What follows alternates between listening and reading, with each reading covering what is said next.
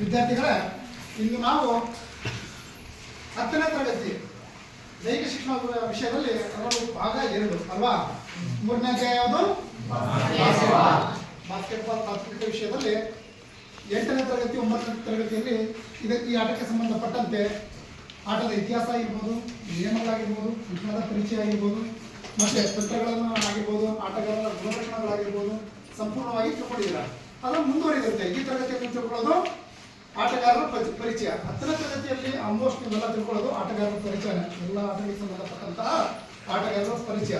ಅದರಲ್ಲಿಯೂ ಕೂಡ ಈ ಬಾಸ್ಕೆಟ್ಬಾಲ್ ಆಟಕ್ಕೆ ಸಂಬಂಧಪಟ್ಟಂತೆ ಯಾವ ಆಟಕ್ಕೆ ಸಂಬಂಧಪಟ್ಟಂತೆ ಬಾಸ್ಕೆಟ್ಬಾಲ್ ಆಟಕ್ಕೆ ಸಂಬಂಧಪಟ್ಟಂತೆ ರಾಜ್ಯದ ಕ್ರೀಡಾಪಟುಗಳು, ರಾಷ್ಟ್ರದ ಕ್ರೀಡಾಪಟುಗಳು ಹಾಗೂ ಅಂತಾರಾಷ್ಟ್ರೀಯ ಮಟ್ಟದಲ್ಲಿ ಸಾಧನೆಯನ್ನ ಮಾಡಿದಂತಹ ಕ್ರೀಡಾಪಟುಗಳ ಏನು ತಿಳ್ಕೊತೀರಾ? ಮಾಡ್ಕೊಂತೀರಾ ಅಲ್ವಾ? ಅವ್ರ ಬಗ್ಗೆ ನಾವು ತಿಳ್ಕೊತಾ ಹೋಗ್ತೀವಿ. ಅದರಲ್ಲೂ ಕೂಡ ನಮ್ಮ ರಾಜ್ಯದಿಂದ ಅಂತಾರಾಷ್ಟ್ರೀಯ ಮಟ್ಟದಲ್ಲಿ ಸಾಧನೆಯನ್ನು ಮಾಡಿದಂತಹ ಆಟಗಾರರ ಪರಿಚಯಗಳನ್ನು ಕೂಡ ನೀವು ಒಂದೊಂದಾಗಿ ಮಾಡ್ಕೊತಾ ಹೋಗ್ತೀರಾ. ಅದರಲ್ಲಿ ಎಸ್ ಬಿ ಅಪ್ಪಯ್ಯ ಮೊದಲನೆಯವರು. ಏನು ಹೆಸರು? ಎಸ್ ಬಿ ಅಪ್ಪಯ್ಯ. ಒಂದು ಸ್ವಲ್ಪ ನೋಟ್ ಮಾಡೋ ನೋಡಿ, ನಮ್ಮ ರಾಜ್ಯದ ಕ್ರೀಡಾಪಟು ಯಾರು? ನೀವು ನಿಮ್ಗೆ ನೆನಪಿರಲಿ, ಆಲ್ಮೋಸ್ಟ್ ಬಾಸ್ಕೆಟ್ಬಾಲ್ ಮತ್ತೆ ಹಾಕಿ ಆಟದಲ್ಲಿ ಮೈಸೂರು ಮಡಿಕೇರಿ ಭಾಗದಲ್ಲಿ ಅತಿ ಹೆಚ್ಚು ಆಟಗಾರರಿಗೆ ಸಿಗ್ತಾರೆ. ಅದು ಅಂತಾರಾಷ್ಟ್ರೀಯ ಮಟ್ಟದಲ್ಲಿ. ಯಾವ ಭಾಗ? ನಮ್ಮ ಮೈಸೂರು ಮತ್ತು ಕೊಡಗು ಭಾಗದಲ್ಲಿ. ಕೊಡಗು ಮಡಿಕೇರಿಯಲ್ಲಿ ಬರುತ್ತಲ್ಲ ಆ ಭಾಗದಲ್ಲಿ. ಅದರಲ್ಲೂ ಕೂಡ ಇವರು ಎಲ್ಲಿಯವರು? ಮೈಸೂರಿನವರು. ಯಾರು? ಇವರು ಈ ಆಟದಲ್ಲಿ ನಮ್ಮ ರಾಷ್ಟ್ರವನ್ನು ಪ್ರತಿನಿಧಿಸಿದಂತಹ ಕ್ರೀಡಾಪಟುಗಳಲ್ಲಿ, ಅದು ರಾಜ್ಯದ ಕ್ರೀಡಾಪಟುಗಳಲ್ಲಿ ಇವರು ಕೂಡ ಒಬ್ರು. ಇವರು ಕೂಡ ಅದರಂತೆ ನಮ್ಮ ಏಷ್ಯನ್ ಗೇಮ್ಸ್ ಆಗಿರ್ಬೋದು ಅಲ್ವಾ, ಮತ್ತೆ ಕಾಮನ್ವೆಲ್ತ್ ಗೇಮ್ಸ್ ಆಗಿರ್ಬೋದು, ಇವುಗಳಲ್ಲೂ ಕೂಡ ಇವರು ಭಾಗವಹಿಸಿ ನಮ್ಮ ರಾಷ್ಟ್ರ ತಂಡಕ್ಕೆ ಹೆಸರನ್ನ ತಂದುಕೊಟ್ಟಂತಹ ಕೀರ್ತಿ ಯಾರ್ದು? ನೆಕ್ಸ್ಟ್ ಎರಡನೇ ಬರೋದು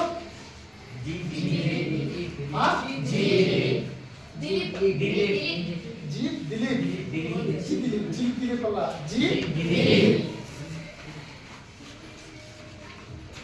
ರೈಟ್, ಜಿ ದಿಲೀಪ್. ಇವರು ಕೂಡ ನಮ್ಮ ರಾಜ್ಯದ ಕ್ರೀಡಾಪಟು.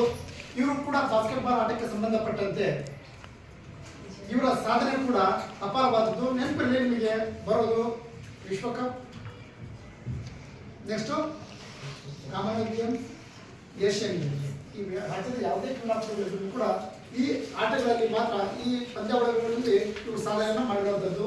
ಇವರು ಕೂಡ ಅಷ್ಟೇ ಒಲಿಂಪಿಕ್ಸ್ನಲ್ಲಿ ಕೂಡ ಇವರು ಕರ್ನಾಟಕದಿಂದ ಮೊಟ್ಟ ಮೊದಲ ಬಾರಿಗೆ ದೇಶವನ್ನ ಪ್ರತಿನಿಧಿಸಿದಂತಹ ಆಟಗಾರ. ಯಾರು? ಯಾವ ಕ್ರೀಡಾಕೂಟಕ್ಕೆ? ಬಾಸ್ಕೆಟ್ಬಾಲ್ ಆಟಕ್ಕೆ ಸಂಬಂಧಪಟ್ಟಂತೆ ಒಲಿಂಪಿಕ್ಸ್ ನಲ್ಲಿ ನಮ್ಮ ರಾಜ್ಯದಿಂದ ಏನು ಆಯ್ಕೆ ಆಗ್ತಾರಲ್ಲ, ಆ ಆಯ್ಕೆ ಆಗಿರೋರಲ್ಲಿ ಜಿ ದಿಲೀಪ್ ಕೂಡ ಒಬ್ರು. ಅದರಲ್ಲೂ ಮೊಟ್ಟ ಮೊದಲಿಗರು. ಯಾವ ಕ್ರೀಡಾಕೂಟದಲ್ಲಿ ಪಾಲ್ಗೊಳ್ಳೋದು? ಬಾಸ್ಕೆಟ್ಬಾಲ್ ಕ್ರೀಡಾಕೂಟ ಪಂದ್ಯಾವಳಿ ಯಾವುದು?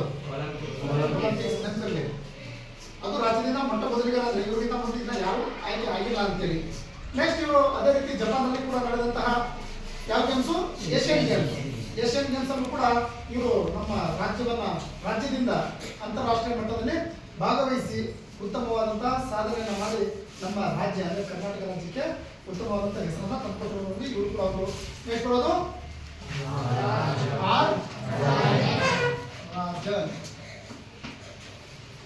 ಆರ್ ರಾಜನ್. ಇವರು ಅಷ್ಟೇ 1983ರಿಂದ 1995 ನೆನಪಿರಲಿ. 1983ರಿಂದ 1995 ತನಕ ರಾಜನ್. ಇವರು ಕೂಡ ತಮಿಳುನಾಡವರು, ನಮ್ಮ ರಾಜ್ಯದವರು. ಇವರು ಯಾರು? ರಾಜನ್. ಇವರು ನಮ್ಮ ರಾಜ್ಯದವರು. ನಮ್ಮ ರಾಜ್ಯದಿಂದ ಅಂತಾರಾಷ್ಟ್ರೀಯ ಮಟ್ಟದಲ್ಲಿ ಇವರು ಕೂಡ ನೋಡಿ ಏಷ್ಯನ್ ಬಾಸ್ಕೆಟ್ಬಾಲ್ ಚಾಂಪಿಯನ್ಶಿಪ್ ನಲ್ಲಿ ದೇಶವನ್ನು ಪ್ರತಿನಿಧಿಸಿದ್ದಾರೆ. ಏಷ್ಯಾದ ಬೇರೆ ಚಾಂಪಿಯನ್ಶಿಪ್ ನಲ್ಲಿ ದೇಶವನ್ನ ಇವರು ನೋಡಿ, ಏಷ್ಯಾದ ಬೇರೆ ಚಾಂಪಿಯನ್ಶಿಪ್ ಅಲ್ಲಿ ಬೇರೆ ಬೇರೆ ಖಂಡಗಳಲ್ಲಿ ನಡೆಯುತ್ತಲ್ಲ, ಅಲ್ಲೂ ಕೂಡ ಇವರು ನಮ್ಮ ಏಷ್ಯಾ ಖಂಡದಿಂದ ಕೂಡ ಭಾಗವಹಿಸಿರುವಂತಹ ಆಟಗಾರ. 4 ವರ್ಷ ಭಾರತದ ಬಾಸ್ಕೆಟ್ಬಾಲ್ ತಂಡದ ಕ್ಯಾಪ್ಟನ್ ಕೂಡ ಇವರಾಗಿದ್ರು. ಎಷ್ಟು ವರ್ಷ? 4 ವರ್ಷ. ನಮ್ಮ ಬಾಸ್ಕೆಟ್ಬಾಲ್ ಟೀಮ್ ಏನಿದೆ, ಭಾರತದ ಬಾಸ್ಕೆಟ್ಬಾಲ್ ಟೀಮ್ ಎಲ್ಲೇ ಹೋಗಿ ಭಾಗವಹಿಸಲಿ, ಅಲ್ಲಿ ಇವರು ಭಾರತ ತಂಡದ ನಾಯಕರು ಆಗಿರುವಾಗ ಕ್ಯಾಪ್ಟನ್ ಆಗಿಬಿಟ್ಟು ತಂಡವನ್ನು ಮುನ್ನಡೆಸಿದಾರಂತೆ. ಯಾರು? ಆರ್ ರಾಜನ್. ನೆಕ್ಸ್ಟ್ ರಾಜ್ಯದ ಮತ್ತೊಬ್ಬ ಕ್ರೀಡಾಪಟು ಸಾಧನೆ ನೋಡೋದಾದ್ರೆ ಬಿ.ಎಸ್. ಗೌತಮ್. ಬಿ.ಎಸ್. ಗೌತಮ್ ನೋಡ್ರಿ, ಬಿ.ಎಸ್. ಗೌತಮ್ ಇವರು ಸುಮಾರು ವರ್ಷಗಳ ಕಾಲ ಜೂನಿಯರ್ ಮತ್ತು ಸೀನಿಯರ್ ಅಂದ್ರೆ ಅಂಡರ್ 17 ಅಂಡರ್ 19 ಅಂತ ನಾವು ಕರಿತೀವಿ ಆ ಕೆಟಗರಿಯಲ್ಲಿ ಇವರು ಕೂಡ ಭಾಗವಹಿಸಿಬಿಟ್ಟು ಇವರು ಕೂಡ ಉತ್ತಮವಾದಂತಹ ಸಾಧನೆಯನ್ನು ಮಾಡಿರುವಂತದ್ದು. ಇವರು ಬಾಸ್ಕೆಟ್ಬಾಲ್ ತಂಡದ ನಾಯಕರಾಗಿದ್ರು, ಕ್ಯಾಪ್ಟನ್ ಆಗಿದ್ರು. ಯಾವುದಕ್ಕೆ? ಜೂನಿಯರ್ ಮತ್ತು ಸೀನಿಯರ್ ವಿಭಾಗದಲ್ಲಿ. ಜೂನಿಯರ್ ಮತ್ತು ಸೀನಿಯರ್ ಅಂದ್ರೆ ಜೂನಿಯರ್ ಭಾರತ ಅಂತ ನಾವು ಕರಿತೀವಿ ಅಲ್ವಾ? 17 ವರ್ಷ ವಯೋಮಿತಿಯ ಒಳಗಡೆ ಅಥವಾ 19 ವರ್ಷ ವಯೋಮಿತಿಯ ಒಳಗಡೆ ಇವರು ಅಲ್ಲೂ ಕೂಡ ಆಡಿದ್ದಾರೆ. ನೆಕ್ಸ್ಟ್ ಸೀನಿಯರ್ ಟೀಮ್ ಅಂದ್ರೆ ಭಾರತದ ಪುರುಷರ ಹಿರಿಯರ ತಂಡ ಏನಿದೆ ಅದನ್ನು ಕೂಡ ಆಡಿ ಅಲ್ಲಿ ಕೂಡ ಅವರು ಆ ತಂಡದ ನಾಯಕರಾಗಿ ಗುರುತಿಸಿಕೊಂಡಿರುವುದನ್ನು ನಾವು ಕಾಣ್ತೀವಿ. ಇದೊಂಥರ ಗ್ರೇಟ್. ಯಾಕೆ ಹೇಳ್ತೀನಿ ಅಂದ್ರೆ ನಮ್ಮ ಕರ್ನಾಟಕದಿಂದ ಇವರು ಭಾರತ ತಂಡದಲ್ಲಿ ಆಡಿ ಅದರಲ್ಲೂ ಕೂಡ ಆ ತಂಡವನ್ನು ಮುನ್ನಡೆಸಿದಾರಲ್ಲ, ಅದು ಗ್ರೇಟ್. ಅದು ಆ ತಂಡದ ನಾಯಕರಾಗಿಬಿಟ್ಟು ಮುನ್ನಡೆಸಿರುವಂತಹ ಕೀರ್ತಿ ಯಾರ್ದು? ನೆಕ್ಸ್ಟ್ 1989 ಮನಿಲಾದಲ್ಲಿ ನಡೆದಂತಹ 10ನೇ Asian basketball confederation championship, next 18ನೇ Asian basketball confederation championship Korea ಮತ್ತು ಸಿಯೋಲ್ ಅನ್ನೋ ಒಂದು ಒಲಿಂಪಿಕ್ಸ್ ನಡೆದಿದೆ, ಗೊತ್ತಾ? ಗೊತ್ತಿಲ್ಲ, 9ರಲ್ಲಿ ಓದಿದ್ರೆ ನೆನಪಿರಲಿ. ದಕ್ಷಿಣ ಕೊರಿಯಾದ ಸಿಯೋಲ್. ನೆಕ್ಸ್ಟ್ ನೋಡ್ರಿ, ಸೌದಿ ಅರೇಬಿಯಾ ಅಂದ್ರೆ ಸೌದಿ ಮತ್ತೆ ರಿಯಾದ್ ಹಾಗೂ 2003ರ ಸೀನಿಯರ್ ಬಾಸ್ಕೆಟ್ಬಾಲ್ ಯುರೋಪ್ ಕಪ್ ಅಂತಾರಾಷ್ಟ್ರೀಯ ಪಂದ್ಯಾವಳಿ ಢಾಕಾ ಬಾಂಗ್ಲಾದೇಶದಲ್ಲಿ ನಡೆದಂತಹ ಜೂನ್ 2003ರಲ್ಲಿ ಯಾವ ಪಂದ್ಯಾವಳಿ ನಡೆಯುತ್ತೆ? ಅಂತಾರಾಷ್ಟ್ರೀಯ ಮಟ್ಟದ ಪಂದ್ಯಾವಳಿ ನಡೆಯುತ್ತೆ. ಅಲ್ಲೂ ಕೂಡ ಬಂಗಾರದ ಪದಕವನ್ನ ಪಡೆದಿದ್ದಾರೆ. ನೋಡಿ, ಎಷ್ಟು ಚಾಂಪಿಯನ್ಶಿಪ್ ಗಳಲ್ಲಿ ಇವರು ಬಂಗಾರದ ಪದಕವನ್ನ ನಮ್ಮ ದೇಶಕ್ಕೆ ತಂದುಕೊಟ್ಟಿದ್ದಾರೆ ಅಂತ ಹೇಳಿ. ಯಾರು? ಗೌತಮ್. ಇವ್ರು ಯಾವ ರಾಜ್ಯದವರು? ಕರ್ನಾಟಕ ರಾಜ್ಯದವರು. ಇವರು ಇಷ್ಟು ರಾಜ್ಯದ ಆಟಗಾರರು. ಯಾವ ರಾಜ್ಯದ ಆಟಗಾರರು? ನಮ್ಮ ರಾಜ್ಯದ ಆಟಗಾರರು. ನೆಕ್ಸ್ಟ್ ರಾಷ್ಟ್ರೀಯ ಆಟಗಾರರು ಅಂತ ಬಂದ್ರೆ ಗೀತು ಅನ್ನಾಜೋಶ್. ತುಂಬಾ ಜನ ಅಂದರೆ ಅದನ್ನು ಕೆಲವೇ ಜನಗಳ ಪರಿಚಯ, ಕೆಲವೇ ಆಟಗಾರರ ಪರಿಚಯವನ್ನು ನಮಗೆ ಮಾಡಿಕೊಟ್ಟಿದ್ದಾರೆ. ನೆಕ್ಸ್ಟ್ ನೋಡಿ, ಪ್ರಶಸ್ತಿಗಳನ್ನ ನಾವು ನೋಡೋದಾದ್ರೆ ಕರ್ನಾಟಕ ರಾಜ್ಯ ಪ್ರಶಸ್ತಿ, ಕ್ರೀಡಾ ರತ್ನ ಪ್ರಶಸ್ತಿ, ನೆಕ್ಸ್ಟ್ ಕೆಂಪೇಗೌಡ ಪ್ರಶಸ್ತಿ, ಏಕಲವ್ಯ ಪ್ರಶಸ್ತಿ ಹಾಗೂ ಹೊಯ್ಸಳ ಪ್ರಶಸ್ತಿಗಳು ಯಾರಿಗೆ ಲಭಿಸಿದಾವೆ? ಬಿ.ಎಸ್. ಗೌತಮ್ ಇವರು ತಗೊಂಡಿರುವಂತಹ ಪ್ರಶಸ್ತಿಗಳು. ಕರ್ನಾಟಕ ರಾಜ್ಯ ಪ್ರಶಸ್ತಿ 1992, 93 ಕೊಡ್ತಾರೆ ಅಲ್ವಾ? ಅಂದ್ರೆ ಕರ್ನಾಟಕ ರಾಜ್ಯೋತ್ಸವ ಕೊಡ್ತಾರೆ ಪ್ರಶಸ್ತಿ, ಆ ಪ್ರಶಸ್ತಿ. ನೆಕ್ಸ್ಟ್ ಕ್ರೀಡಾ ರತ್ನ ಪ್ರಶಸ್ತಿ, ಕ್ರೀಡೆ ಸಂಬಂಧಪಟ್ಟ ಕೊಟ್ಟಿರುವಂಥದ್ದು. ಕೆಂಪೇಗೌಡ ಪ್ರಶಸ್ತಿ, ಏಕಲವ್ಯ ಪ್ರಶಸ್ತಿ, ಹೊಯ್ಸಳ ಪ್ರಶಸ್ತಿನ ಬಿ.ಎಸ್. ಗೌತಮ್ ಅವರು ಪಡ್ಕೊಂಡಿರುವಂಥದ್ದು. ಈಗ ನಾವು ಗೀತು ಅನ್ನಾಜೋಶಿಗೆ ಬಂದ್ರೆ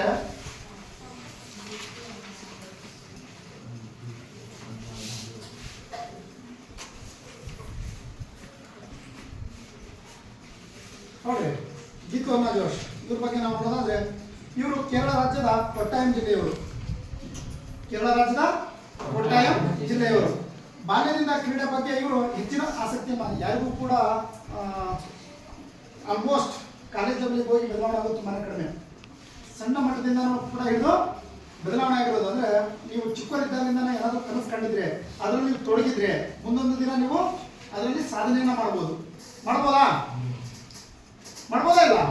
ಅದೇ ರೀತಿ ಇವರು ಕೂಡ ಇವರ ಸಣ್ಣ ವಯಸ್ಸಿನಿಂದಾನೆ ಇವರು ಆಟದಲ್ಲಿ ತುಂಬಾನೇ ಆಸಕ್ತಿಯನ್ನ ಹೊಂದಿದ್ರು. ಅದರಲ್ಲೂ ಕೂಡ ಬಾಸ್ಕೆಟ್ಬಾಲ್ ಆಟವನ್ನ ಆಯ್ಕೆ ಮಾಡ್ಕೊತಾರೆ. ಯಾರು? ಗೀತು ಅನ್ನಾಜೋಶ್. ಎಲ್ಲರೂ ಕೇರಳ ರಾಜ್ಯದವರು, ಕೇರಳದ ಕೊಟ್ಟಾಯಂ ಜಿಲ್ಲೆಯವರು ಅಲ್ವಾ? ನೆಕ್ಸ್ಟ್ ನೋಡಿ, ಇವರು 11ನೇ ವಯಸ್ಸಿನಲ್ಲಿ ಬಾಸ್ಕೆಟ್ಬಾಲ್ ಆಟವನ್ನ ಇವರು ಪ್ರಾರಂಭ ಮಾಡ್ತಾರೆ. ಎಷ್ಟು ಸಣ್ಣ ವಯಸ್ಸಿನಲ್ಲಿ ಅಂದ್ರೆ ಇದು ಎಷ್ಟನೇ ವಯಸ್ಸಿನಲ್ಲಿ? 11ನೇ ವಯಸ್ಸಿನಲ್ಲಿ. ತನಗೆ ಸ್ಫೂರ್ತಿಯಾದ ಆಗಿನ ಭಾರತ ತಂಡದ ನಾಯಕರಾದ ಐಬಿ ಚೇರಿಯನ್ ನೋಡ್ರಿ, ಅವಾಗಿನ ಭಾರತ ತಂಡದ ಒಬ್ಬರು ಕ್ಯಾಪ್ಟನ್ ಆಗಿದ್ರು. ಯಾರು? ಐಬಿ ಚೇರಿಯನ್. ಇವರು ನೋಡಿ ಇವ್ರು ಕಲ್ತಿರುವಂತದ್ದು ಅಂತೇಳಿ ಅವರನ್ನ ನೋಡಿ ಇವ್ರ ಆಟವನ್ನ ನೋಡ್ಬಿಟ್ಟು ಏನ್ ಮಾಡ್ತಾರೆ, ಈಗ ಯಾವ್ದಾದ್ರು ಒಂದು ಆಟ ಆಡ್ತಿದ್ರೆ ಆ ಆಟಕ್ಕೆ ಸಂಬಂಧಪಟ್ಟಾಗೆ ನೀವು ನೋಡ್ತಾ ಇರ್ತಿರ್ತಾರೆ ವಿಡಿಯೋಸ್ಗಳನ್ನ. ಈಗ ನೋಡ್ತೀರಲ್ಲ, ಪ್ರೋ ಕಬಡ್ಡಿ ನೋಡ್ತೀರಾ, ಉದಾಹರಣೆ ಕ್ರಿಕೆಟ್ ನೋಡ್ತೀರಾ. ಆ ನೋಡಿದಂತ ಕೆಲವೊಬ್ರು ಆಟಗಾರನ್ನ ನೀವು ಆಯ್ಕೆ ಮಾಡ್ಕೊತೀರಾ. ಅದೇ ರೀತಿ ಯಾಕೆ ಆಯ್ಕೆ ಮಾಡ್ಕೊತೀರಾ?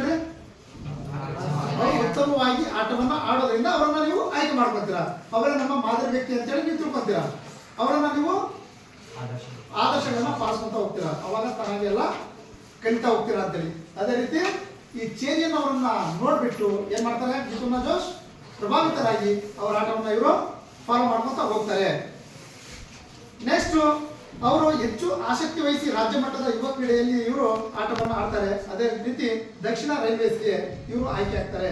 ಯಾವುದೇ ಒಬ್ಬ ಆಟಗಾರ ಆಟವನ್ನು ಕಲಿತ ನಂತರ ಅವರ ಆಟ ಆಡಬೇಕು. ಈಗ ಯಾವುದಾದ್ರೂ ಒಂದು ಇಂಡಿಯಾ ಟೀಮಿಗೆ ನೇಮಕ ಆಗಬೇಕಾದ್ರೆ ಅದಕ್ಕಿಂತ ಮುಂಚಿತವಾಗಿ ಕೆಲವೊಂದು ಕ್ಲಬ್ಗಳ ಮುಖಾಂತರ ಬರ್ತಾರೆ.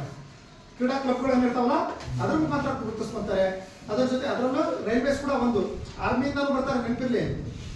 ಈಗ ಭಾರತೀಯ ಸೇನೆ ಆಗಿರ್ಬೋದು, ನೆಕ್ಸ್ಟ್ ರೈಲ್ವೇಸ್ ಆಗಿರ್ಬೋದು, ಈ ರೀತಿ ಎಲ್ಲ ಕಡೆಯಿಂದ ಕೂಡ ಯಾವುದರಿಂದ ಕೂಡ ಬರ್ಬೋದು, ಬ್ಯಾಂಕಿಂಗ್ ಇಂದ ಆಗಿರ್ಬೋದು, ಅವರ ಒಂದು ಕ್ಲಬ್ಗಳನ್ನು ರಚನೆ ಮಾಡ್ಕೊಂಡಿರ್ತಾರೆ. ಅದರಲ್ಲಿ ಉತ್ತಮವಾದಂತಹ ಪ್ರದರ್ಶನವನ್ನು ನೀಡಿದ್ರೆ ಅಂದ್ರೆ ಅದರಿಂದ ರಾಷ್ಟ್ರೀಯ ತಂಡಕ್ಕೆ ಆಯ್ಕೆ ಆಗ್ತಾರೆ. ರಾಷ್ಟ್ರೀಯ ತಂಡಕ್ಕೆ ಆಯ್ಕೆ ಆದ್ರು ಅಂದ್ರೆ ಅವರು ಅಂತಾರಾಷ್ಟ್ರೀಯ ಮಟ್ಟದಲ್ಲಿ ಆಡುವಂಥದ್ದು ಅಂತೇಳಿ. ಗೀತೂರವರು ಭಾರತದ ಪ್ರಪ್ರಥಮ ಪ್ರೊಫೆಷನಲ್ ಆಟಗಾರರಾಗಿ ಆಸ್ಟ್ರೇಲಿಯಾದಲ್ಲಿ ಏನ್ ಮಾಡ್ತಾರೆ, ಇವರು ಭಾಗವಹಿಸ್ತಾರೆ. ಮೊಟ್ಟ ಮೊದಲನೇ ಬಾರಿಗೆ ಆಸ್ಟ್ರೇಲಿಯಾದಲ್ಲಿ. ಅದನ್ನು ಕೂಡ ನೋಡ್ರಿ WNBL ಅಂದ್ರೆ ವುಮೆನ್ಸ್ ನ್ಯಾಷನಲ್ ಬಾಸ್ಕೆಟ್ಬಾಲ್ ಲೀಗ್ ನಲ್ಲಿ ಇವರು ಏನ್ ಮಾಡ್ತಾರೆ, ಭಾಗವಹಿಸ್ತಾರೆ. ಭಾಗವಹಿಸ್ಬಿಟ್ಟು ಇವರ ಅಚ್ಚುಮೆಚ್ಚುಗೆ ಗಳಿಸಿ ಅನೇಕ ಪ್ರಶಸ್ತಿಗಳನ್ನು ಕೂಡ ಇವರು ಪಡ್ಕೊತಾರೆ. ಅಂದ್ರೆ ಅಲ್ಲಿ ಏನು WNBL ಪಂದ್ಯಾವಳಿ ಏನು ನಡೀತಿರುತ್ತೆ ಅಲ್ಲಿ ಉತ್ತಮವಾದಂತಹ ಪ್ರದರ್ಶನವನ್ನ ನೀಡ್ತಾರೆ. ಹಾಗಾಗಿ ಅಲ್ಲಿರುವಂತಹ ಎಲ್ಲರ ಅಚ್ಚುಮೆಚ್ಚುಗೆ ಪಾತ್ರರಾಗ್ತಾರೆ ಅಂತೇಳಿ. ಈಗ ಸುಮ್ಮನೆ ಮೆಚ್ಕೊಂಡ್ಬಿಡ್ತೀರಾ ಯಾರನ್ನಾದ್ರೂ? ಯಾವುದೋ ಒಂದು ಆಟ ನಡೀತಿದೆ ಅಂದ್ರೆ ಅದರಲ್ಲಿ ಉತ್ತಮವಾದಂತಹ ಸಾಧನೆ ಮಾಡಿ ಮಾತ್ರ ನೀವು ಮೆಚ್ಕೊಳ್ಳಿಕ್ಕೆ ಸಾಧ್ಯ. ಅದೇ ರೀತಿ ಇವರ ಆಟವನ್ನ ನೋಡಿ ಅಲ್ಲಿ ಎಲ್ಲರೂ ಕೂಡ ಮೆಚ್ಕೋತಾರೆ. ಆವಾಗ ಇವ್ರಿಗೆ ಏನಾಗುತ್ತೆ, ಮತ್ತಷ್ಟು ಪ್ರೋತ್ಸಾಹ ನೀಡಿದಾಗತ್ತಲ್ವಾ, ಅಲ್ಲಿಂದ ಮತ್ತೆ ಇವ್ರ ಕೆರಿಯರ್ ಚಾಲು ಆಗತ್ತೆ ಅಂತೇಳಿ. ನಂತರ ಭಾರತ ತಂಡದ ಮುಂದಾಳತ್ವ ಇವರು ವಹಿಸ್ಬಿಟ್ಟು ಥೈಲ್ಯಾಂಡ್ ನಲ್ಲಿ ನಡೆದಂತಹ ಟೂರ್ನಮೆಂಟ್ಗಳಲ್ಲಿ ಇವರು ಭಾಗವಹಿಸ್ತಾರೆ. ಥೈಲ್ಯಾಂಡ್ ನಲ್ಲೂ ಕೂಡ ಈ ಕ್ರೀಡಾಕೂಟ ನಡೆಯುತ್ತೆ, ಬಾಸ್ಕೆಟ್ಬಾಲ್ ಕ್ರೀಡಾಕೂಟ, ಅಲ್ಲಿ ಕೂಡ ಇವರು ಭಾಗವಹಿಸಿ ಕಾಮನ್ವೆಲ್ತ್ ಗೇಮ್ಸ್ ನಲ್ಲಿ, ಏಷ್ಯನ್ ಗೇಮ್ಸ್ ನಲ್ಲಿ ಆಗಿರ್ಬೋದು ಪ್ರಪ್ರಥಮ ಬಾರಿಗೆ ಭಾರತದ ಬಾಸ್ಕೆಟ್ಬಾಲ್ ತಂಡವು ಅಂತಾರಾಷ್ಟ್ರೀಯ ಮಟ್ಟದಲ್ಲಿ ಭಾಗವಹಿಸಿದ ಕೀರ್ತಿ ಇವರು ತಂದುಕೊಡ್ತಾರೆ. ಯಾರು? ಗೀತು ಜೋಶ್. ನೋಡ್ರಿ, ಭಾರತ ತಂಡವನ್ನ ಪ್ರಪ್ರಥಮ ಬಾರಿಗೆ ಇವರು ಪರಿಚಯ ಮಾಡ್ಕೊಡ್ತಾರಂತ. ಅಂದ್ರೆ ಉತ್ತಮವಾದಂತಹ ಆಟಗಾರ್ತಿ, ಕ್ರೀಡಾಪಟು ಅಂತಾನೆ ಹೇಳ್ಬೋದು ಅಲ್ವಾ. ನೆಕ್ಸ್ಟ್ ಹೀಗೆ ಭಾರತದ ರೈಲ್ವೇಸ್ನ ತಂಡದಿಂದ ಭಾಗವಹಿಸಿ ಸತತವಾಗಿ 7 ಬಾರಿ ರಾಷ್ಟ್ರೀಯ ವಿಜೇತರಾಗಿರುತ್ತಾರೆ. ಇವರು ರೈಲ್ವೇಸ್ ತಂಡದಿಂದ ಆಡ್ತಿದ್ರಲ್ಲ, ಅದರ ಜೊತೆ ಸತತವಾಗಿ 7 ವರ್ಷಗಳ ಕಾಲ ತಮ್ಮ ರೈಲ್ವೇಸ್ ತಂಡವನ್ನ ವಿಜೇತ ತಂಡವನ್ನಾಗಿ ಇವರು ಮುನ್ನಡೆಸಿದಂತಹ ಕೀರ್ತಿ ಗೀತು ಜೋಶಿ ಅವರು. ನಂತರ ಬಂದ್ರೆ ನೀವು ನೋಡ್ರಿ, ಭಾರತದ ಹೆಸರಾಂತ ಬಾಸ್ಕೆಟ್ಬಾಲಿನ ಕ್ರೀಡಾಪಟುಗಳು ಅಂದ್ರೆ ಗುರುದಯಾಳ್ ಸಿಂಗ್ ಒಬ್ರು, ಮತ್ತೆ ವಿಶೇಷ ಮೃಗವಂಶಿ, ವಿಶೇಷ ಮೃಗವಂಶಿ. ಇವರು ಕೂಡ ನಮ್ಮ ಭಾರತ ತಂಡದ ಅಂದ್ರೆ ನಮ್ಮ ರಾಷ್ಟ್ರೀಯ, ನಮ್ಮ ಭಾರತದ ಆಟಗಾರರು ಅಂತೇಳಿ. ನೆಕ್ಸ್ಟ್ ಬರೋದು ಅಂತಾರಾಷ್ಟ್ರೀಯ ಆಟಗಾರರು. ಯಾರು? Magic Johnson. ಮೈಕಲ್ ಜಾಕ್ಸನ್ ಅಲ್ಲ, ಮ್ಯಾಜಿಕ್ ಜಾನ್ಸನ್ ಹೆಸರಲ್ಲೇ ಇದೆ. ಮ್ಯಾಜಿಕ್ ಬಾಸ್ಕೆಟ್ಬಾಲ್ ಅಂದ್ರೆ ಮ್ಯಾಜಿಕ್ ಗೇಮೇ, ಗೊತ್ತಾಯ್ತಾ? ಅದನ್ನು ಮ್ಯಾಜಿಕ್ ಮಾಡೋರೇ ಜಾಸ್ತಿ. ಯಾರು ಚೆನ್ನಾಗಿ ಮ್ಯಾಜಿಕ್ ಮಾಡ್ತಾರೋ ಅವರು ಅಂತಾರಾಷ್ಟ್ರೀಯ ಮಟ್ಟದಲ್ಲಿ ಹೆಸರನ್ನ ಮಾಡಿರ್ತಾರೆ ಅಂತೇಳಿ. ನೋಡ್ರಿ, ಇವ್ರ ಹೆಸರು ಅರ್ವಿನ್ ಮ್ಯಾಜಿಕ್ ಜಾನ್ಸನ್. ಅಂದ್ರೆ ಮ್ಯಾಜಿಕ್ ಅನ್ನೋದು ಅವ್ರಿಗೆ ಬಂದಿರುವಂಥದ್ದು. ಅವನು ಏನು ಆಟ ಆಡ್ತಿದ್ದಾರ ಅವನ ಆಟದ ಕೌಶಲ್ಯ, ಯಾಕಂದ್ರೆ ಯಾರು ಸಿಕ್ತಿರಲಿಲ್ಲ ಅಂತ ಇವ್ರು ಆಡ್ಬೇಕಾದ್ರೆ ಅವರಿಂದ ಬಾಲ್ ಕಸಿಯೋದಂದ್ರೆ ಅಷ್ಟು ಸುಲಭ ಆಗಿರಲಿಲ್ಲಂತೆ. ಅವ್ರ ಕೈಯಲ್ಲಿ ಹೋಗ್ಬಿಟ್ರೆ ಮುಗಿತು, ಅವ್ರು ಸೀದಾ ತಗೊಂಡೋಗಿ ಬಾಸ್ಕೆಟ್ ಒಳಗಡೆ ಬಾಸ್ಕೆಟ್ ಮಾಡೇ ಮಾಡ್ತಿದ್ರು ಅಂತ ಆಟಗಾರ. ಅದಕ್ಕೆ ಇವರಿಗೆ ಮ್ಯಾಜಿಕ್ ಜಾನ್ಸನ್ ಅಂತೇಳಿ ಕರಿತಿದ್ರು. ನೋಡ್ರಿ, ಇವರು ಮೂಲತಃ USA ಅವರು, ಡ್ಯಾನ್ಸಿಂಗ್ ಅಂತೇಳಿ. ಇವರು ಮೂಲತಃ ಎಲ್ಲಿಯವರು? USA, United state of America. ಇವರು 14ನೇ ಆಗಸ್ಟ್ 1959ರಲ್ಲಿ ಜನಿಸ್ತಾರೆ. ಎಷ್ಟು? ಆಗಸ್ಟ್ 14, 1959ರಲ್ಲಿ ಇವರು ಜನಿಸ್ತಾರೆ. ಎಲ್ಲಿ? USA ಅಲ್ಲಿ, ನೆನಪಿರಲಿ. ತಮ್ಮ ಶಾಲಾ ವಿದ್ಯಾಭ್ಯಾಸವನ್ನು ಎವರೆಟ್ ಶಾಲೆಯಿಂದ ಪ್ರಾರಂಭಿಸಿ ಹಲವು ಪ್ರಖ್ಯಾತ ರಾಜ್ಯ ವಿಶ್ವವಿದ್ಯಾಲಯದಿಂದ ಸ್ಪರ್ಧಿಸಿ ಲಾಸ್ ಏಂಜಲೀಸ್ ಲೇಕರ್ಸ್ ಮತ್ತು USA ರಾಷ್ಟ್ರ ತಂಡದಿಂದ ಉತ್ತಮ ಆಟಗಾರರಾಗಿ ಹೊರಹೊಮ್ಮಿದಂತಹ ಕೀರ್ತಿ ಯಾವುದು? ಇವ್ರು ನೋಡ್ರಿ, ಇವ್ರು ಫಸ್ಟ್ ಏನ್ ಮಾಡಿದ್ರು? ಎಲ್ಲಿ, ಯಾವ ಶಾಲೆ? ನಿಮಗೆ ಇನ್ನೊಂದು ನೆನಪಿರಲಿ, ಮಿಷನರಿ ಶಾಲೆಗಳು ಅಂತೇಳಿ ನಾವೇನು ಕರಿತೀವಿ. ಮಿಷನರಿ ಶಾಲೆಗಳು ಅಂದ್ರೆ ಕ್ರಿಶ್ಚಿಯನ್ಸಿಗೆ ಸಂಬಂಧಪಟ್ಟಂತಹ ಶಾಲೆಗಳಿದ್ದಾವೆ. ಆ ಧರ್ಮಕ್ಕೆ ಸಂಬಂಧಪಟ್ಟ ಶಾಲೆಗಳಲ್ಲಿ ಕ್ರೀಡೆಗೆ ಹೆಚ್ಚಿನ ಒತ್ತನ್ನು ಕೂಡ ನೀಡ್ತಾರೆ. ಅವರು ವಿದ್ಯಾಭ್ಯಾಸಕ್ಕೆ ಎಷ್ಟು ಒತ್ತಡ ಕೊಡ್ತಾರೋ ಅಷ್ಟೇ ಒತ್ತನ್ನ ಕ್ರೀಡೆ ನೀಡ್ತಾರೆ. ಹಾಗಾಗಿ ಆ ಶಾಲೆಗಳಲ್ಲಿ ಓದಿದಂತಹ ಮಕ್ಕಳು ನೀವು ನೋಡ್ರಿ, ಯಾವ್ದಾದ್ರು ತಗೊಳ್ರಿ, ಅಲ್ಲಿಂದ ಉಟ್ಕೊಳ್ಳೋದು. ಕ್ರೀಡಾಕೂಟಗಳೆಲ್ಲ ಉಟ್ಕೊಂಡೋದೆ ಅಲ್ಲಿಂದ ಆಲ್ಮೋಸ್ಟ್. ಅದರಲ್ಲೂ ಕೂಡ ಏನ್ ಮಾಡ್ತಾರೆ, ಇಲ್ಲಿ ಈ ಶಾಲೆಗಳಲ್ಲಿ ಹೆಚ್ಚಿನ ಒತ್ತನ್ನು ನೀಡಿಬಿಟ್ಟು ಅವರಲ್ಲಿರುವಂತಹ ಕ್ರೀಡಾ ಕೌಶಲ್ಯವನ್ನು ಗುರುತಿಸ್ಬಿಟ್ಟು ಆ ಕ್ರೀಡೆಗಳಿಗೆ ಅವರಿಗೆ ಜಾಯಿನ್ ಮಾಡಿಸ್ತಾರೆ. ಗೊತ್ತಾಯ್ತಾ? ಅಷ್ಟು ಉತ್ತಮವಾದಂತಹ ಕ್ರೀಡೆಗೆ ಹೆಚ್ಚಿನ ಸೌಲಭ್ಯಗಳೆಲ್ಲ ಒದಗಿಸಿಕೊಡುವಂತಹ ಶಾಲೆಗಳನ್ನು ಮಿಷನರಿ ಶಾಲೆಗಳನ್ನು. ನೆಕ್ಸ್ಟ್ ಇವರು ಮೊಟ್ಟ ಮೊದಲನೇ ಬಾರಿಗೆ ಯೂನಿವರ್ಸಿಟಿ ಲೆವೆಲ್ ಆಡ್ತಾರೆ. ಗೊತ್ತಾಯ್ತಾ? ಯೂನಿವರ್ಸಿಟಿ ಲೆವೆಲ್ ಅಂತ ಆಡ್ಬಿಟ್ಟು ಅಲ್ಲಿಂದ ಲಾಸ್ ಏಂಜಲೀಸ್ ಲೇಕರ್ಸ್ ಮತ್ತು USA ರಾಷ್ಟ್ರ ತಂಡದಿಂದ ಇವರು ಅಂದರೆ ಲಾಸ್ ಏಂಜಲೀಸ್ ಲೇಕರ್ಸ್ ಅನ್ನೋದು ಒಂದು ಕ್ಲಬ್ ತಂಡ, ಅಲ್ಲಿಂದ ಕೂಡ ಇವರು ಆಟವನ್ನು ಪ್ರಾರಂಭ ಮಾಡ್ತಾರೆ. ಅಲ್ಲಿಂದ ಆಡಿ USA ರಾಷ್ಟ್ರ ತಂಡದಿಂದ ಅವರು ಅಂತಾರಾಷ್ಟ್ರೀಯ ಮಟ್ಟಕ್ಕೆ ಹೋಗ್ತಾರೆ ಅಂತೇಳಿ. ಇವರು 12 ಬಾರಿ ಆಲ್ ಟೈಮ್ ಸ್ಟಾರ್ ಬಿರುದು ಪಡೆದಿರುತ್ತಾರೆ. ಬಾಸ್ಕೆಟ್ಬಾಲ್ ಆಟದಲ್ಲಿ 12 ಬಾರಿ ಯಾವ ಪ್ರಶಸ್ತಿ? All time star. ಎಲ್ಲಾ ಆಟಗಳಲ್ಲೂ ಇವ್ರು ಸ್ಟಾರ್ ಅಂತಾನೆ. ಆಲ್ ಟೈಮ್ ಯಾವ ಆಟ ಆಡಿದ್ರು ಕೂಡ ಇವ್ರು ಸ್ಟಾರ್ ಅಂತಾನೆ. ಅದಕ್ಕೆ ಇವ್ರು ಮ್ಯಾಜಿಕ್ ಜಾನ್ಸನ್ ಅಂತೇಳಿ ಹೆಸರು ಬಂದಿರುವಂತದ್ದು. ನೆಕ್ಸ್ಟ್ ಇವರು 1 ಬಾರಿ ಒಲಿಂಪಿಕ್ಸ್ ನಲ್ಲಿ ಚಿನ್ನದ ಪದಕವನ್ನು ಕೂಡ ತಮ್ಮದಾಗಿಸಿಕೊಂಡಿದ್ದಾರೆ. 1 ಒಲಿಂಪಿಕ್ಸ್ ಚಿನ್ನವನ್ನು ಕೂಡ ಏನ್ ಮಾಡಿದ್ದಾರೆ? ತಮ್ಮದಾಗಿಸಿಕೊಂಡಿದ್ದಾರೆ. ನೆಕ್ಸ್ಟ್ NBA ಅಂದ್ರೆ ಗೊತ್ತಾ? National basketball association. Very good. NBA ಅಂದ್ರೆ ನ್ಯಾಷನಲ್ ಬಾಸ್ಕೆಟ್ಬಾಲ್ ಅಸೋಸಿಯೇಷನ್. ಇದರಲ್ಲಿ ಕೂಡ ನೋಡಿ ಇತಿಹಾಸದ 50 ಆಟಗಾರರಲ್ಲಿ ಅಂದ್ರೆ ಇತಿಹಾಸ ಸೃಷ್ಟಿ ಮಾಡಿರುವಂತಹ ಉತ್ತಮ ಸಾಧನೆ ಮಾಡಿರುವಂತಹ 50 ಜನ ಆಟಗಾರರಲ್ಲಿ ಅಂತೇಳಿ ಈತನು ಒಬ್ಬರಾಗಿ ಸೇರ್ಪಟ್ಟಿರುತ್ತಾರೆ. ಈ ಬಾಸ್ಕೆಟ್ಬಾಲ್ ಹುಟ್ಟಿನಿಂದ ಇವತ್ತಿನ ತನಕ ಏನು ಟಾಪ್ 50 ಅದಲ್ಲ, ಆ ಟಾಪ್ 50 ಪ್ಲೇಯರ್ಸ್ಗಳಲ್ಲಿ ಯಾರು? ಮ್ಯಾಜಿಕ್ ಜಾನ್ಸನ್ ಒಬ್ರು. ಯಾರು? Magic Johnson. ನೆಕ್ಸ್ಟ್ ಇವರ ಆಟವನ್ನ ಮೆಚ್ಚಿ, ಯಾಕಂದ್ರೆ ಇವರು ತುಂಬಾನೇ ಟೆಕ್ನಿಕಲಿ ಗೇಮ್ಸ್ ಅನ್ನ ಆಡ್ತಿದ್ರು, ಹಾಗಾಗಿ ಇವರ ಆಟವನ್ನ ಮೆಚ್ಚಿ ಇವ್ರನ್ನ ಏನ್ ಮಾಡಿದ್ರು? ಮ್ಯಾಜಿಕ್ ಜಾನ್ಸನ್ ಅಂತೇಳಿ, ಅಂದ್ರೆ ಒಂಥರ ಜಾದು ಮಾಡೋದಕ್ಕೆ ಮ್ಯಾಜಿಕ್ ಮಾಡ್ತಾರೆ ಇವರು ಚಂದನ ಅಂತೇಳಿ ಇವರಿಗೆ ಮ್ಯಾಜಿಕ್ ಜಾನ್ಸನ್ ಅಂತೇಳಿ ಹೆಸರನ್ನ ಹೇಳ್ತಾರೆ. ಭಾರತದಲ್ಲಿ ಹಾಕಿ ಆಟವನ್ನು ಆಡ್ತಿರೋಲ್ಲ ಧ್ಯಾನ್ ಚಂದ್, ಅವ್ರ ಹೆಂಗ್ ಮ್ಯಾಜಿಕ್ ಮಾಡ್ತಿದ್ರು ಅದೇ ರೀತಿ ಬಾಸ್ಕೆಟ್ಬಾಲ್ ಅಲ್ಲಿ ಇವರು ಕೂಡ ಮ್ಯಾಜಿಕ್ ಅನ್ನ ಮಾಡ್ತಿದ್ರು. ಮತ್ತೆ ಜಾದು ಮಾಡ್ತಿರ್ಲಿಲ್ಲ, ನೆನಪಿರ್ಲಿ, ಮತ್ತೆ ಜಾದು ಗೀದು ಆ ರೀತಿ ಮ್ಯಾಜಿಕ್ ಇರಲ್ಲ. ಚೆಂಡು ಬೇರೆಯವರಿಗೆ ನೀಡಿದ ರೀತಿಯಲ್ಲಿ ಇಲ್ಲೇ ಅವರು ಟೆಕ್ನಿಕಲ್ಲಿ ತಪ್ಪಿಸ್ತಿದ್ರು ಅಂತೇಳಿ, ಅವ್ರಿಗೆ ಬಾಲ್ ಸಿಗದ ರೀತಿಯಲ್ಲಿ ಆಟವನ್ನ ಚಾಕಚಕ್ಯತೆಯಿಂದ ಆಡ್ತಿದ್ರು ಅಂತೇಳಿ. ಎಷ್ಟು ಬರೋದು? ಮೈಕಲ್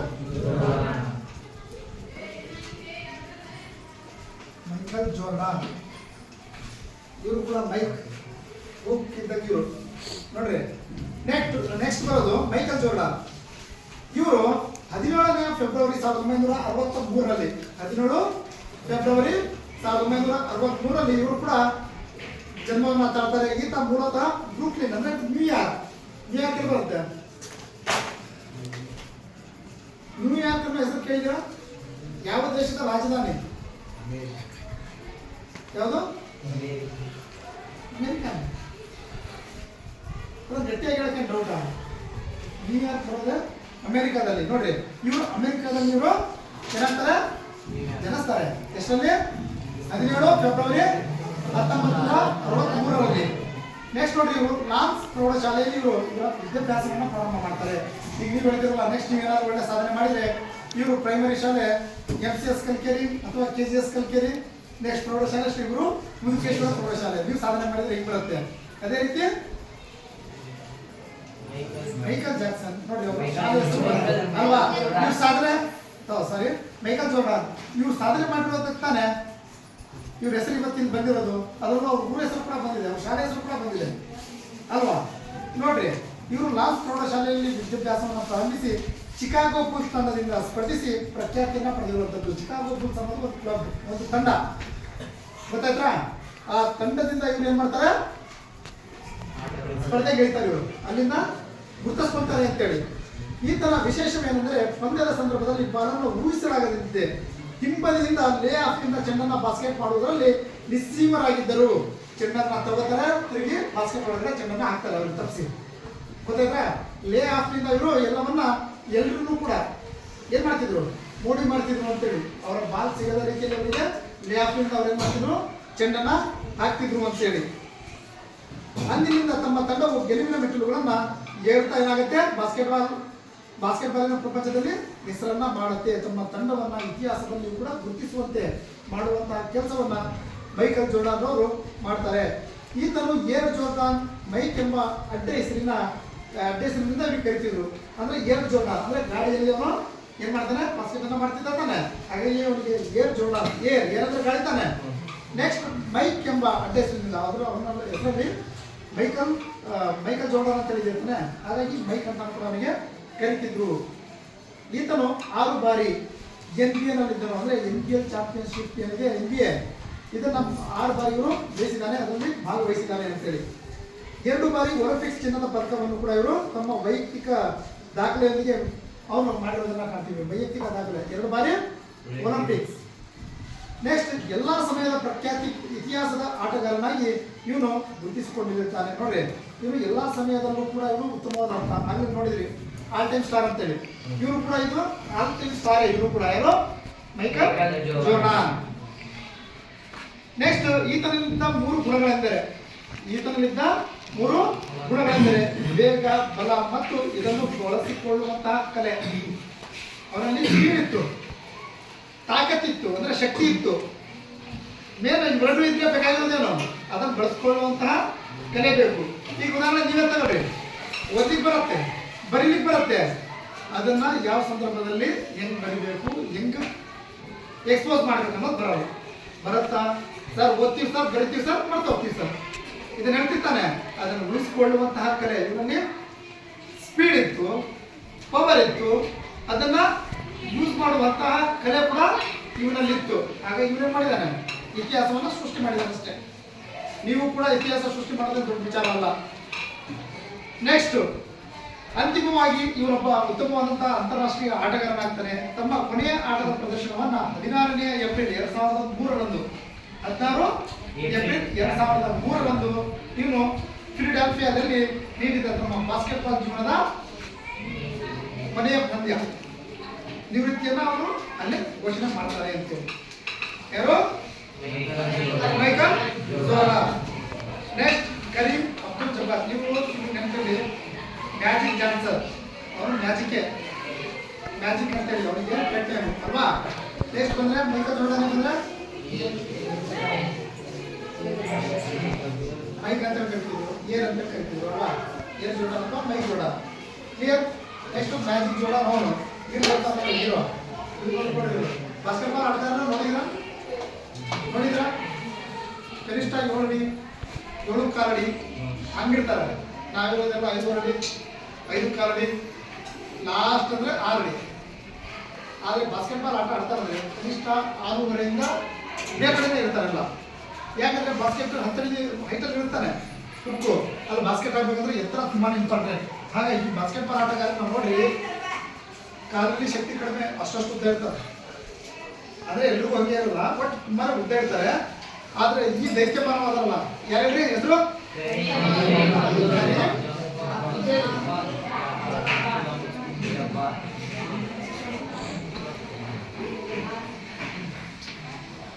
ಕರೀಂ ಜಬ್ಬಾರ್. ಕರೀಂ ಆ ಕರೀಮನ್ನ ನೋಡ್ರಿ, ನಮ್ಮ ಕರೀಮನ್ನ ನೋಡ್ರಿ ಅಲ್ವಾ. ಈ ಕರೀಮು ಹೈಟು 7 ಅಡಿ 2 ಇಂಚು, ನಮ್ಮ ಕರೀಮು. ನೆಕ್ಸ್ಟ್ ಆ ಕರೀಮು 118.4 kg, ಅಂದ್ರೆ 118 kg 400 ಗ್ರಾಮ್ ಇದ್ದ. 118 kg ಆಲ್ಮೋಸ್ಟ್ ಇದ್ದೇ ಇರ್ತಾರೆ. ಕನಿಷ್ಠ 90-100 kg ಹಂಗೆ ಇರೋದು ಬಾಸ್ಕೆಟ್ಬಾಲ್ ಪ್ಲೇಯರ್ಸ್ ಆಲ್ಮೋಸ್ಟ್. ಅಂದ್ರೆ ಅವ್ರ ಎತ್ತರದಲ್ಲೂ ಕೂಡ ಹಂಗೆ ಇದ್ರು, ತೂಕದಲ್ಲೂ ಕೂಡ ಹಾಗೆ ಇದ್ದಂತಹ ಕ್ರೀಡಾಪಟು. ನೋಡ್ರಿ ಇಲ್ಲಿ ಕರೀಂ ಅಬ್ದುಲ್ ಜಬ್ಬಾರ್, ಇವರು ಕೂಡ USA ನವರೇ. ಅದು ನ್ಯೂಯಾರ್ಕ್ 16ನೇ ಆಗಸ್ಟ್ 1947ರಲ್ಲಿ ನೋಡ್ರಿ ನಮಗೆ ಸ್ವಾತಂತ್ರ್ಯ ಸಿಕ್ಕು 1 ದಿನ ಜನಿಸಿದ್ದಾರೆ ಅವರು. ಹಂಗಾಗಿ ಇತಿಹಾಸವನ್ನು ಸೃಷ್ಟಿ ಮಾಡಿದ್ದಾರೆ ಅಲ್ವಾ. ನಮಗೆ 15 ಆಗಸ್ಟ್ 1930 ತಾನೆ, ಇವರು ಹುಟ್ಟಿದ್ದು 16 ಆಗಸ್ಟ್. ಇವ್ರ ಬಗ್ಗೆ ನೀವು ಬರೀಬೇಕಂದ್ರೆ ಈಸಿ ನೋಡಿ, ಇದು ಇಸ್ವಿ ನೆನ್ಪಿಟ್ಕೊಳ್ಳೋದು. ಕರೀಂ ಅಬ್ದುಲ್ ಜಬ್ಬಾರ್ ಯಾವ ಜನಿಸಿದ್ರು ಅಂದ್ರೆ ಜನಿಸಿರೋದು 16 ಆಗಸ್ಟ್ 1947 ಅಂತೇಳಿ ಹೇಳ್ಬೋದು ಅಲ್ವಾ. ನೋಡ್ರಿ ಈತನ ಮೊದಲನೇ ಹೆಸರು ಲೂಯಿಸ್ ಕ್ಯಾಲ್ಸಿಂಡರ್. ಇವ್ರ ಮೊದಲನೇ ಹೆಸರು ಏನಾಗಿರುತ್ತೆ? ಲೂಯಿಸ್ ಕ್ಯಾಲ್ಸಿಂಡರ್ ಅಂತೇಳಿ. ಇವರು ಪವರ್ ಸ್ಮಾರಕ ಅಕಾಡೆಮಿಯಿಂದ ತನ್ನ ವಿದ್ಯಾಭ್ಯಾಸವನ್ನು ಪ್ರಾರಂಭಿಸಿ ಜೆರ್ಸಿ ತಂಡದಿಂದ ಲೋಕರಸ್ ಮತ್ತು NBA ತಂಡದವರೆಗೂ ಪ್ರಖ್ಯಾತಿಯಾದ ಈತ ಅಂದಿನ ಕಾಲದ ಬಾಸ್ಕೆಟ್ಬಾಲ್ ಯುಗ ಪುರುಷನಾಗಿ ಮೆರೆದ. ಇವನು 2-3 ರಾಷ್ಟ್ರ ತಂಡದಿಂದ ಇವರು ಆಟವನ್ನ ಆಡ್ಬಿಟ್ಟು NBA ಕೂಡ ಆಡಿರೋದನ್ನ ನಾವು ಕಾಣ್ತೀವಿ ಅಲ್ವಾ. ಬೇಸತನೇ ಇವ್ರು ಆಡಿರೋದು. ಆದ್ರೆ ಆಗಿನ ಕಾಲದ ಯುವ ಪುರುಷ ಅಂತ ಅಂದ್ರೆ ಇವರಂಗೆ ಆಟವನ್ನ ಯಾರು ಕೂಡ ಆಡಿಲ್ಲ ಅಂತೇಳಿ. ಇವರ ಎತ್ತರ 7.2 ಅಡಿ ಹಾಗೂ 118.4 kg ತೂಕವುಳ್ಳ ದೈತ್ಯಾಕಾರದ ಬಾಸ್ಕೆಟ್ಬಾಲ್ ಆಟಗಾರ. ದೈತ್ಯವಾದ ದೇಹ ತಾನೆ. ಈಗ ನಾವೆಲ್ಲ ಇದ್ದೀವಿ, ಈ ಮನುಷ್ಯ ಇಂಥದ್ದು ಬಂದ್ಬಿಟ್ರೆ ಹೆದರ್ಬಿಡ್ತೀವ ಇಲ್ಲ, ಭಯ ಕೊಡೋ ದೇಹನೇ ಇವರು. ನೆಕ್ಸ್ಟ್ ನೋಡ್ರಿ, ಇವರು NBA ಸಂಸ್ಥೆಯಲ್ಲಿ ಅತಿ ಹೆಚ್ಚು ಅಂಕಗಳನ್ನು ಪಡೆದಿರುವ ಮತ್ತು ಅತಿ ಉತ್ತಮ ಆಟಗಾರರೆಂದು ಹೆಚ್ಚು ಪ್ರಶಸ್ತಿಗಳನ್ನು ಪಡೆದಿರುವ ಹೆಗ್ಗಳಿಕೆಗೆ ಇವರು ಪಾತ್ರ ಆಗಿರೋದನ್ನ ನೋಡ್ತೀವಿ. ಇವರಷ್ಟು NBA ಮ್ಯಾಚ್ ಬಂದಾಗ ಯಾರು ಕೂಡ ಆಡಿಲ್ಲ, ಇವರಷ್ಟು ಅಂಕಗಳನ್ನು ಕೂಡ ಯಾರು ಕೂಡ ಗಳಿಸಿಲ್ಲ. ಅಷ್ಟು ಅಪ್ರತಿಮ ಪ್ರತಿಭೆ ಇವರಲ್ಲಿ ಇತ್ತು ಅಂತೇಳಿ. ಯಾವ NBA ಆಟಗಾರನು ವೈಯಕ್ತಿಕವಾಗಿ ಎಷ್ಟು ಪ್ರಶಸ್ತಿಗಳನ್ನು ಪಡೆದಿರುವುದಿಲ್ಲ.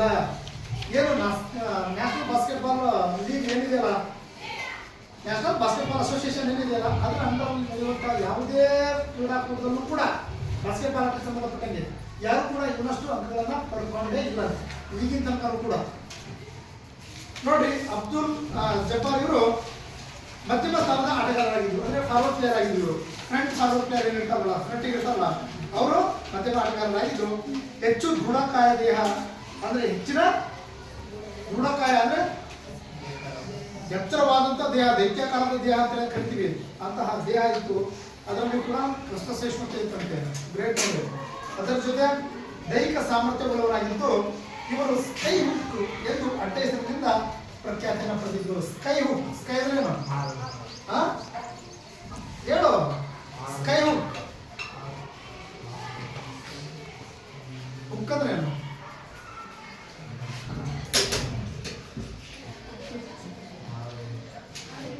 ಹಾರುವ ಹುಕ್ಕು,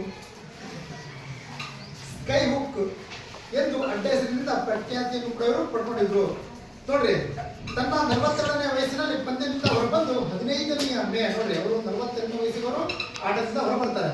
ಹೊರಬಂದ್ಬಿಟ್ಟು ಇವರು 15ನೇ ಮೇ 1995ರಲ್ಲಿ ಬಾಸ್ಕೆಟ್ಬಾಲ್ ನಿಂದ ಇವರು ನಿವೃತ್ತಿಯನ್ನ ಹೊಂದುತ್ತಾರೆ. ಎಷ್ಟರಲ್ಲಿ? 1995ರಲ್ಲಿ ಇವರು ಏನ್ ಮಾಡ್ತಾರೆ? ನಿವೃತ್ತಿಯನ್ನ ಹೊಂದುತ್ತಾರೆ. ಯಾರು? ಕರೀಂ ಅಬ್ದುಲ್ ಜಬ್ಬಾರ್. ಯಾವ ದೇಶದವರು? America favourite game basketball. America ದೇಶದ ಒಂದು ಕ್ರೀಡೆ ಅಂದ್ರೆ ತುಂಬಾ ಇಷ್ಟಪಡುವಂತ ಕ್ರೀಡೆ ಅಂದ್ರೆ ಬಾಸ್ಕೆಟ್ಬಾಲ್. ಬಾಸ್ಕೆಟ್ಬಾಲ್ಗೆ ಕ್ರಿಕೆಟ್ಗಿಂತ ಜಾಸ್ತಿ ಜನಪ್ರಿಯತೆ ಇದೆ. ಬಾಸ್ಕೆಟ್ಬಾಲ್ ಅಷ್ಟು ಆಟ ಆಡ್ತಾರೆ. ನೀವು ಅಂತಾರಾಷ್ಟ್ರೀಯ ಕ್ರೀಡಾಪಟುಗಳನ್ನ ನೋಡಿದ್ವಿ, ಎಲ್ಲ ಯಾವ ದೇಶದವರು? ಎಲ್ಲ ಅಲ್ಲೇ ಇದ್ದಾರೆ. ಅಂದ್ರೆ ಅಲ್ಲಿ ಅತಿ ಹೆಚ್ಚು ಒತ್ತನ್ನ ಈ ಆಟಕ್ಕೆ ನೀಡ್ತಾರೆ. ನ್ಯಾಷನಲ್ ಬಾಸ್ಕೆಟ್ಬಾಲ್ ಅಸೋಸಿಯೇಷನ್ ಇದು ಸಂಪೂರ್ಣವಾಗಿ ಅವರ ದೇಶಗಳಲ್ಲೇ ಅತಿ ಹೆಚ್ಚಿನ ಪಂದ್ಯಾವಳಿಗಳು ನಡೆಯೋದು ಅಮೆರಿಕದಲ್ಲೇ ನಡೆಯೋದು. ಗೊತ್ತಾಯ್ತಾ? 30 ದಿನ ಸರಿನಾ? ಇನ್ನೊಂದು ಇಲ್ಲಿ ಇನ್ನೊಂದು ವಿಶೇಷ ಚೇತನರು ಅಂತ ನಾವು ಕರಿತೀವಿ ಅಲ್ವಾ? ಅವರಿಗೂ ಕೂಡ ನೋಡ್ರಿ, ಈ ಆಟ ಗಾಲಿ ಕುರ್ಚಿಯ ಸಹಾಯದಿಂದ ಬಾಸ್ಕೆಟ್ಬಾಲ್ ಆಟವನ್ನು ಕೂಡ ಏರ್ಪಡಿಸ್ತಾರೆ. ಗಾಲಿ ಚೇರ್ ಏನಿದೆ ಅದನ್ನ ಕೂತಿರ್ತಾರೆ. ಗಾಲಿ ಚೇರು ಹಾಸ್ಪಿಟಲ್ಗಳಲ್ಲಿ ತಗೊಂಡು ಹೋಗ್ತಾರೆ ನೋಡ್ರಿ, ವೀಲ್ ಚೇರ್ ಅದೇ ಗಾಲಿ ಚೇರ್ ಅಂತ. ವೀಲ್ ಅಂದ್ರೆ ಕನ್ನಡದಲ್ಲಿ ಗಾಲಿ ಅಂತೀವಿ, ಸರಿನಾ? ಆ ಗಾಲಿ ಚೇರಲ್ಲಿ ಈ ಬಾಸ್ಕೆಟ್ಬಾಲ್ ಆಟವನ್ನು ಕೂಡ ಅವರಿಗೆ ವಿಶೇಷ ಚೇತನರಿಗೆ ಏನ್ ಮಾಡ್ತಾರೆ? ಆಡಿಸ್ತಾರೆ. ಈಗ ಯಾವುದೇ ಒಂದು ಆಟಗಳನ್ನ ನೋಡ್ಬೋದು ನೀವು. ಈಗ ನಮಗೆ ಹೆಂಗಿರುತ್ತೋ ಅವ್ರಿಗೂ ಕೂಡ ಅದೇ ರೀತಿ ಮಾಡಿರ್ತಾರೆ. ವಿಶೇಷ ಚೇತನರಿಗೆ ಅವರು ಯಾವುದರಿಂದ ಕೂಡ ಕಡಿಮೆ ಇಲ್ಲ. ಅವ್ರಿಗೆ ಏನೇ ಸಮಸ್ಯೆ ಇದ್ರೂ ಕೂಡ ಅದನ್ನ ಮೆಟ್ಟಿ ಅವರು ಸಾಧನೆ ಮಾಡೋದನ್ನ ನೋಡ್ತೀವಿ. ಈ ಒಲಿಂಪಿಕ್ಸ್ ಕ್ರೀಡಾಕೂಟ ನಡೆಸ್ತಾರಲ್ಲ, ಅದರಲ್ಲಿ ಒಲಿಂಪಿಕ್ಸ್ ನಂತರ ಪ್ಯಾರಾ ಒಲಿಂಪಿಕ್ಸ್ ನಡೆಸ್ತಾ ಇರ್ತಾನೆ. ಹಾಗೇನೆ ಈ ಬಾಸ್ಕೆಟ್ಬಾಲ್ ಅನ್ನು ಕೂಡ ಏನ್ ಮಾಡಿದ್ದಾರೆ? ವೀಲ್ ಚೇರ್ ಅಲ್ಲಿ ಅವರಿಗೆ ಆಟವನ್ನ ಏನ್ ಮಾಡಿದ್ದಾರೆ? ಎಸ್. ಈಗ ನೀವು ನೋಡಿದ್ರಿ, ಈಗ ರಾಜ್ಯದ ಕ್ರೀಡಾಪಟುಗಳು, ರಾಷ್ಟ್ರೀಯ ಕ್ರೀಡಾಪಟು, ಅದರ ಜೊತೆ ಅಂತಾರಾಷ್ಟ್ರೀಯ ಕ್ರೀಡಾಪಟುಗಳು, ಈ ಕ್ರೀಡಾಪಟುಗಳ ಪರಿಚಯವನ್ನ ಮಾತ್ರ ನಿಮ್ಗೆ ಏನ್ ಮಾಡಿದ್ದಾರೆ? ತಿಳಿಸ್ಕೊಟ್ಟಿದ್ದಾರೆ. ಗೊತ್ತಾಯ್ತಾ? ಇದೇ ರೀತಿ ನಾವು ಈಗ ಖಾಲಿ ಬಿಟ್ಟರು ಪ್ರಶ್ನೆಗಳಿಗೆ ಕೇಳ್ತೀನಿ, ಒಂದು ಸ್ವಲ್ಪ ಉತ್ತರ ಏನು ಗೊತ್ತೋ ಅದನ್ನು ಹೇಳಿದ್ವಿ. ಜಿತು ಅನ್ನೋ ಜೋಶ್ ಅವರು ಡ್ಯಾಶ್ ಜಿಲ್ಲೆಯವರು. ಕೇರಳ ಅನ್ನೋದು ಒಂದು ರಾಜ್ಯ, ಕನ್ಫ್ಯೂಸ್ ಆಗಬಾರ್ದಲ್ವಾ?